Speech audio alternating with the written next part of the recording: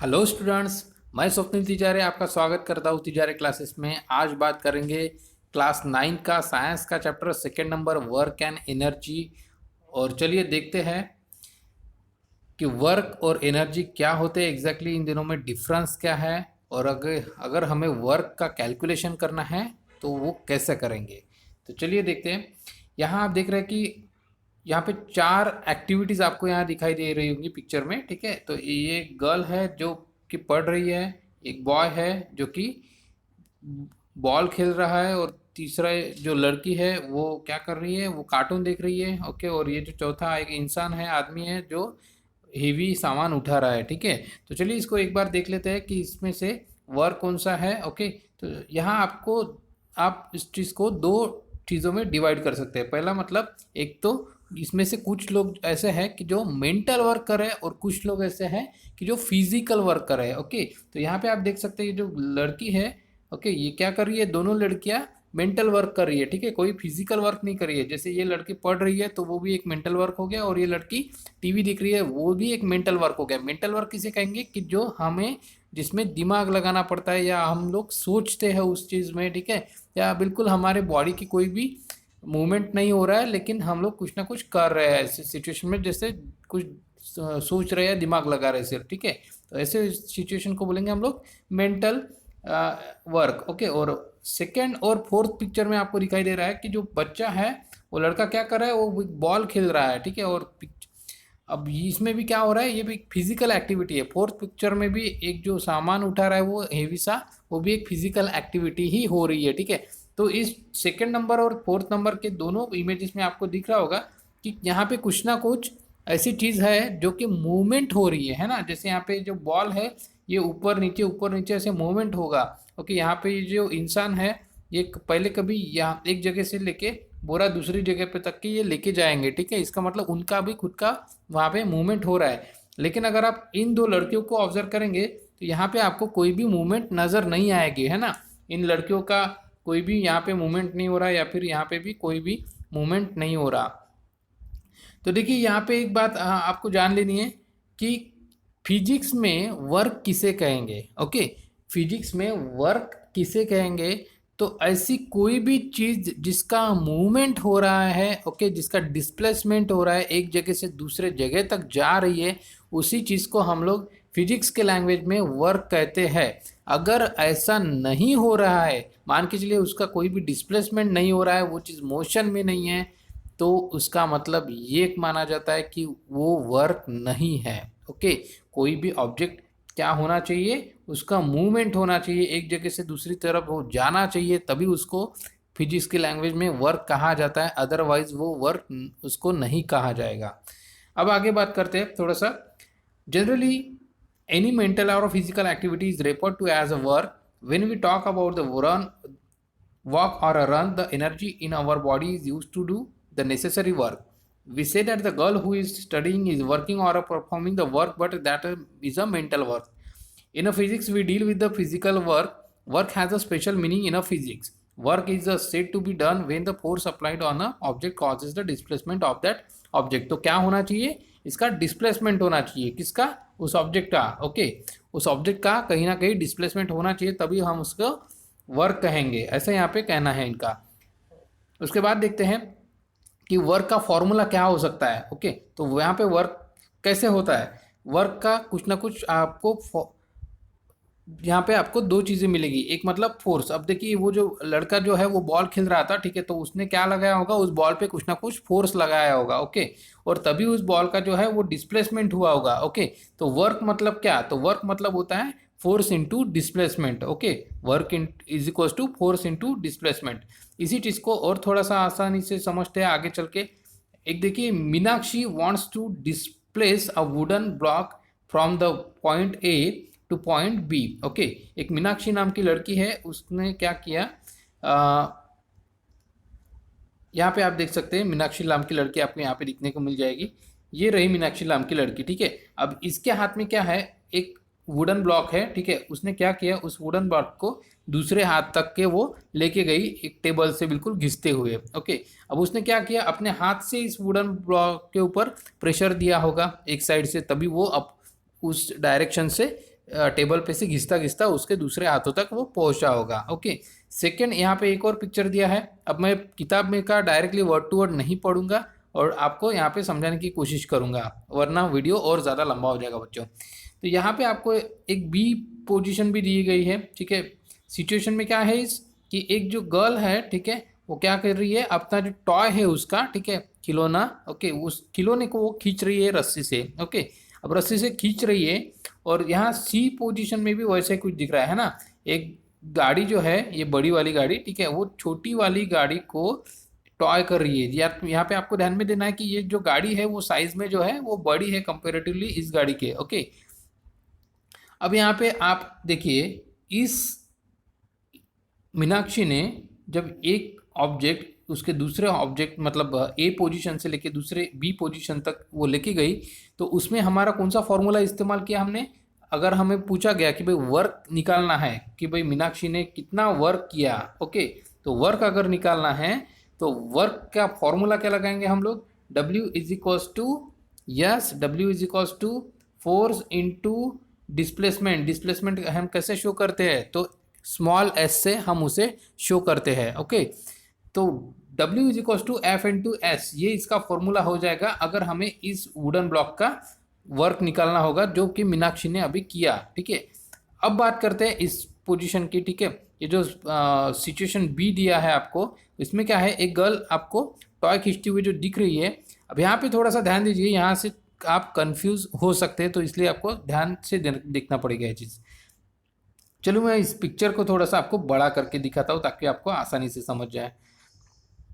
आप यहाँ देख सकते हैं कि जो ये गर्ल है, इस गर्ल ने इसके हाथों में इस रस्सी को पकड़ के लिया है। ओके, और ये जो सरफेस है जहाँ पे वो चल रही है, ऑब्वियसली उसी सरफेस से क्या हो रहा है कि ये जो उसकी कार है, ओके, ये जो टॉय है वो उसी सरफेस से वो चल रहा है। ओके, अब यहाँ पे एक सोचने वाली बात ये है कि ये जो फोर्स लग रहा है, ये आपको दिख रहा है कुछ, ये जो लाइन है, ये रेड ब्लैक वाली, ये टेढ़ी है थोड़ी सी, है ना, ये थोड़ी सी टेढ़ी है, इंक्लाइंड है थोड़ी सी लाइन। इसका मतलब क्या है, ये आपने भी कभी ना कभी खिलौना खेला ही है, खींचते हुए कुछ ना कुछ चीज़ आपने लेके गए हैं रस्सी पक से बन के। ओके, तो आपने ये भी ऑब्जर्व किया होगा कि आप कहाँ फोर्स लगा रहे हो। इस केस में आप फोर्स लगा रहे हो थोड़ा सा ऊपर की डायरेक्शन में। ओके, लेकिन ये जो टॉय चल रहा है ये कौन सी डायरेक्शन में चल रहा है, ये तो नीचे की डायरेक्शन में चल रहा है। ओके, इसका मतलब अगर हम इसको बोलेंगे कि भाई ये फोर्स तो इस डायरेक्शन में लगा रहा है, लेकिन गाड़ी जो चल रही है वो किस डायरेक्शन से चल रही है, इस डायरेक्शन से चल रही है। ओके,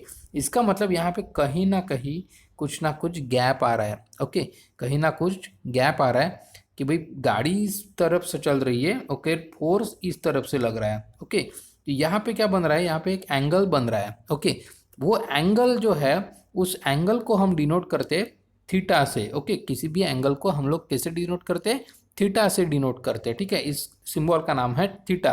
ये आपको ट्रिग्नोमेट्री में सीखने को मिलेगा।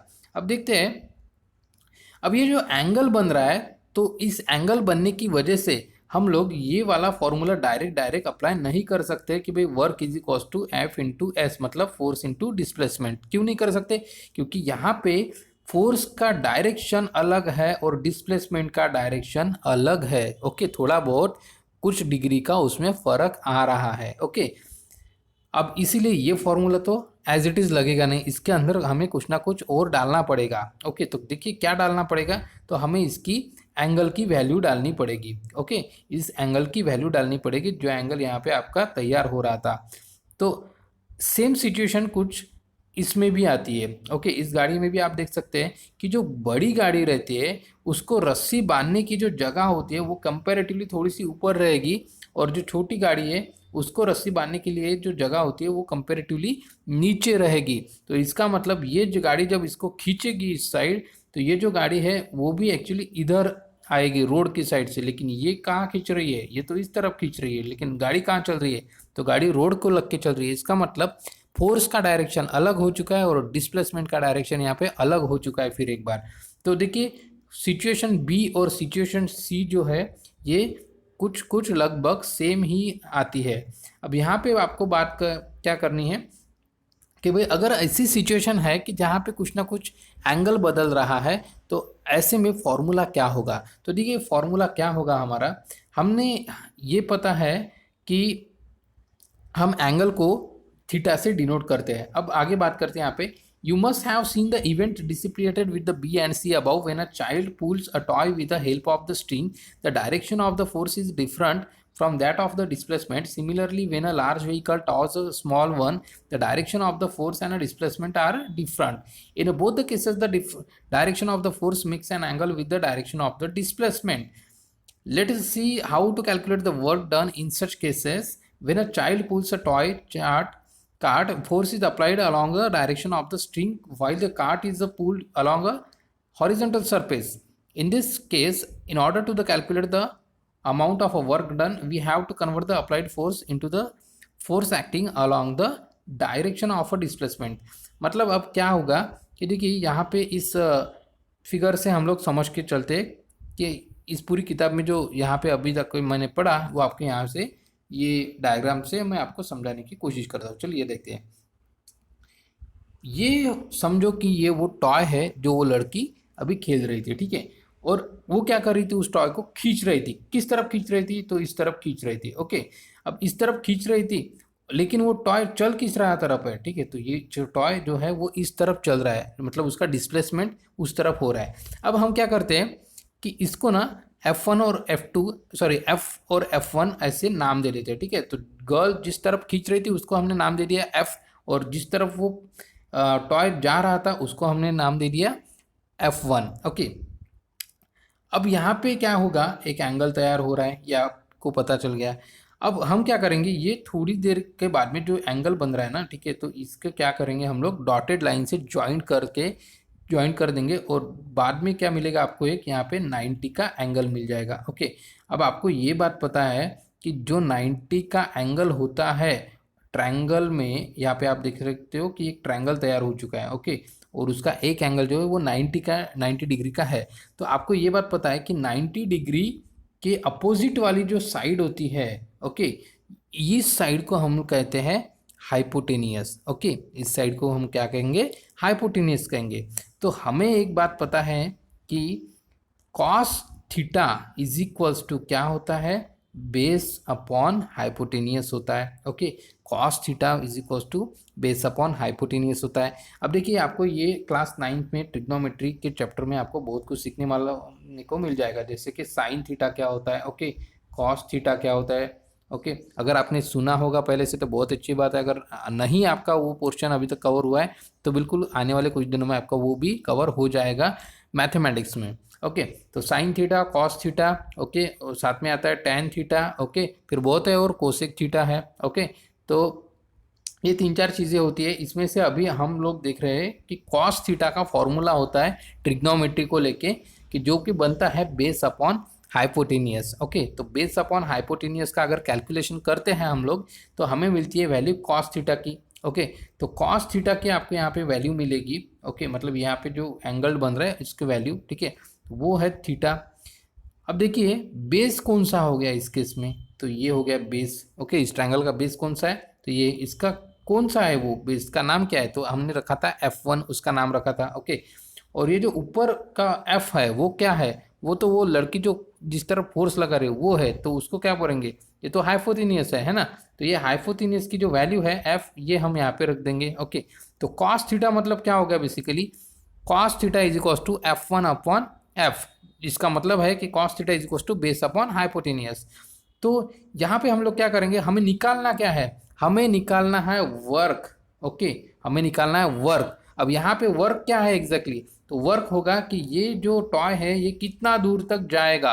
अब कितना दूरी जाना है तो ये हम कैसे बोलेंगे, तो ये हम डिस्प्लेसमेंट से बोलेंगे। मतलब एग्जैक्टली हमें यहाँ पे निकालना क्या है, तो यहाँ पे हमें डिस्प्लेसमेंट निकालना है, ओके। तो डिस्प्लेसमेंट निकालने के लिए हमें क्या करना पड़ेगा, इस F1 की वैल्यू निकालनी पड़ेगी, ओके। अब F1 की अगर वैल्यू निकालनी है तो हमें क्या करना पड़ेगा कि F1 को एक साइड में लेके जाना पड़ेगा इज इक्वल्स टू के, और बाकी सभी चीज़ों को एक साइड में लेके जाना पड़ेगा, ओके। तो अभी हमने क्या किया, इस F1 को इस साइड लेके आ गए और इज इक्वल्स टू के आगे फिर बचा हुआ टर्म लिख दिया, जैसे कि F तो पहले से ही था, और इस cos थीटा को हम लोगों ने इधर लेके चला गया। ओके, तो फिर हमें हमारा बना टर्म ये। Okay, F1 is equal to F cos theta. अब बात करेंगे thus the work done by F1 is W is equal to F cos theta S। Okay, अब यहाँ पे बहुत सारे बच्चों को ये समझ में नहीं आया होगा कि सर अभी तक तो ये F1 बोल रहा है, अब अचानक से इसको W क्यों बोल दिया है। ओके, तो देखिए F1 का मीनिंग क्या हो गया है कि F1 भी यही बोला है कि भाई इस तरफ वो गाड़ी जा रहा है, मतलब एक फोर्स वहां तक जा लग रहा है। ठीक है, तो वही क्या हो गया, अपना डिस्प्लेसमेंट हो गया। और एग्जैक्टली डिस्प्लेसमेंट ही यहाँ पे क्या है, तो वर्क है। ओके, इसीलिए यहाँ पे हमने डायरेक्ट F1 की जगह पे W लिख दिया। ओके, अब W की जो वैल्यू है वो क्या बन गई यहाँ पे, F cos theta S। Okay, F cos theta S।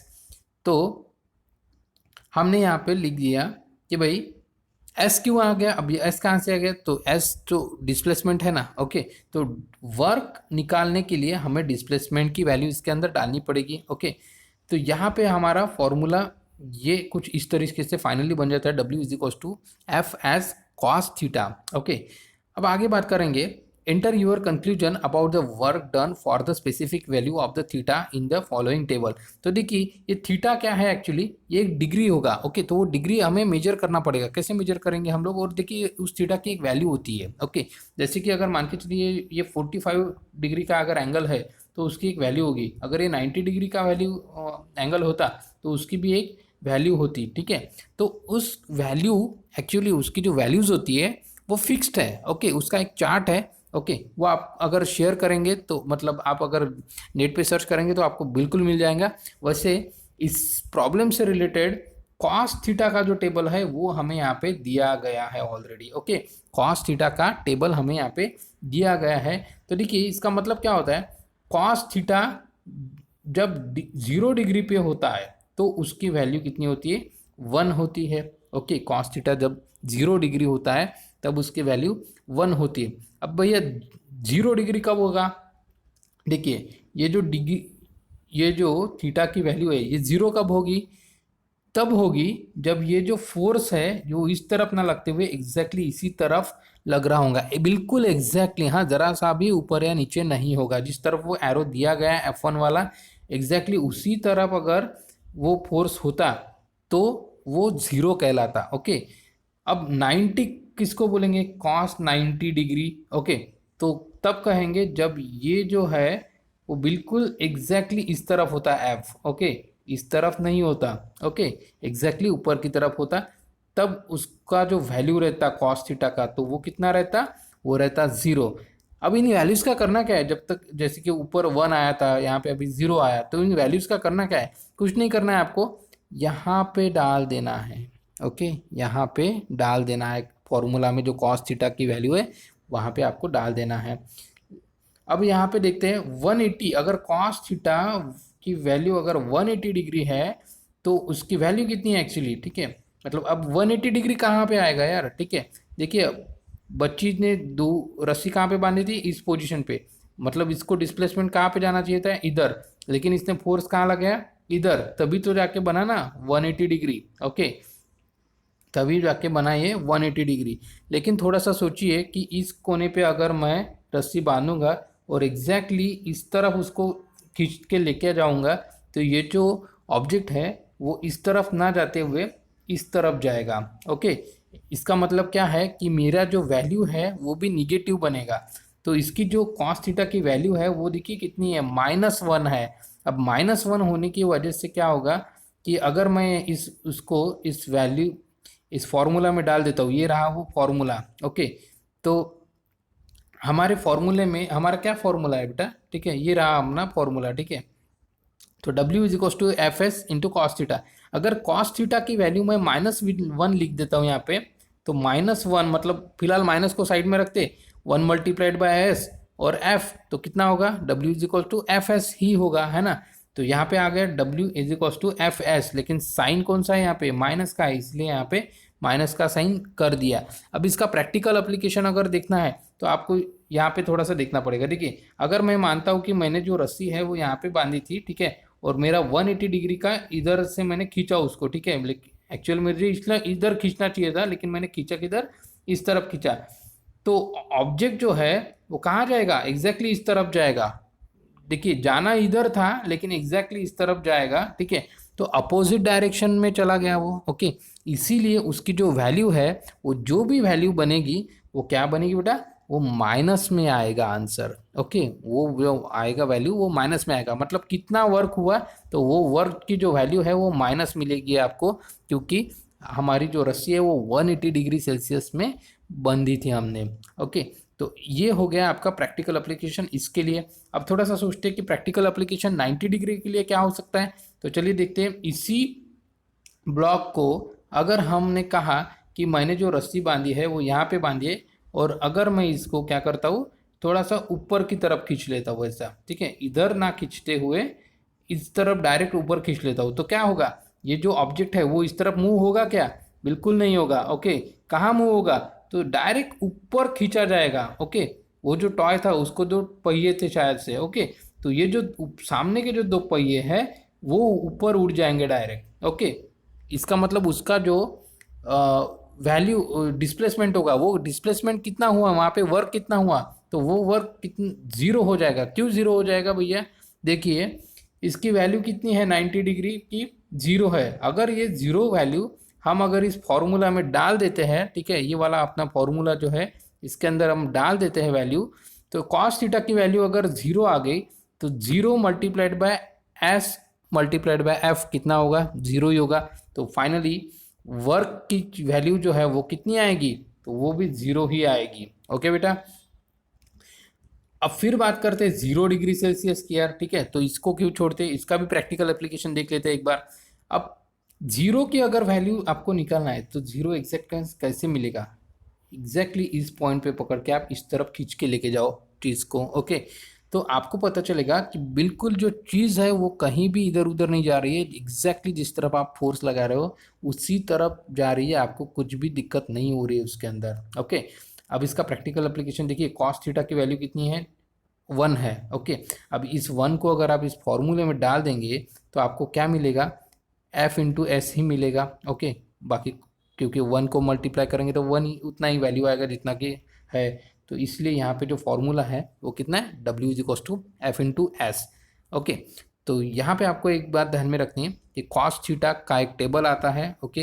ये टेबल आपको यहाँ पे दिया गया है और इसी टेबल के आधार पे आपको वो वैल्यूज इस फॉर्मूला के अंदर डालती रहनी है और आपको ये कंसेप्ट बहुत ही आसानी से समझ जाएगा।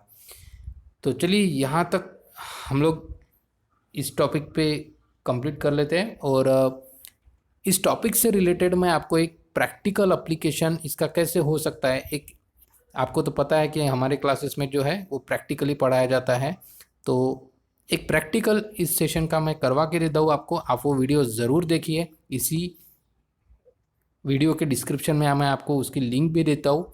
वो एक्सपेरिमेंट आप ज़रूर देखिए, उसमें आप बहुत ही आसानी से समझ पाएंगे कि कॉस थीटा की जो वैल्यूज़ है वो किस तरीके से चेंज होते ही आपका जो ऑब्जेक्ट है वो मूवमेंट करना बंद कर देता है या कुछ गलत मूवमेंट करता है, जिससे कि हम लोग वर्क डन प्रॉपरली नहीं निकाल सकते, ओके। तो इन तीनों का आप प्रैक्टिकल एप्लीकेशन उस एक्सपेरिमेंट में देख पाएंगे। दोस्तों मैं चाहूँगा कि आप ये मेरा चैनल जो है वो सब्सक्राइब कीजिए, आप मेरा वीडियोस आपके दोस्तों के साथ में शेयर कीजिए और जितना हो सके उसको लाइक कीजिए, कमेंट कीजिए। चलिए थैंक यू दोस्तों, बाय बाय।